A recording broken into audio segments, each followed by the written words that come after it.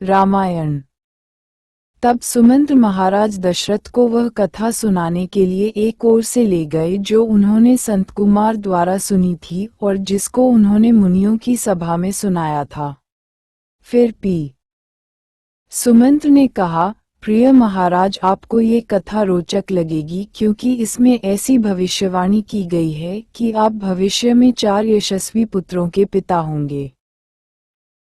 यह इस प्रकार हुआ कि संत कुमार ने पहले यही कथा पिछले कल्प के सतयुग में कही थी। अतः उनके द्वारा वर्णित कोई भी घटना अभी तक घटित नहीं हुई थी, किंतु सुदूर भविष्य में इसका घटना निश्चित कहा गया है। राजा रोमपाद के किसी अपराध के कारण उनके राज्य में सभी जीवों को भयभीत कर देने वाला एक भयंकर अकाल पड़ा।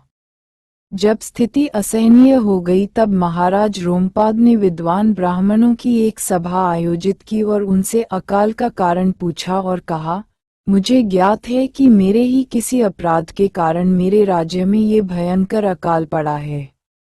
हे द्विज श्रेष्ठों, चूंकि आपका ज्ञान असीम है, कृपया मेरे द्वारा किए गए अपराध का कोई उचित प्रायश्चित बताएं। ब्राह्मणों ने उत्तर दिया, हे राजन, यहाँ विभांडक ऋषि नामक एक महान ब्राह्मण मुनि हैं जो वन में निवास करते हैं। विभांडक ऋषि कश्यप के पुत्र हैं और उनके पुत्र का नाम ऋष्यशृंग है। यदि आप इस ऋषि पुत्र को अपने राज्य में लाकर उनसे अपनी पुत्री शांता का विवाह करा दें, तब अकाल तुरंत समाप्त हो जाएगा।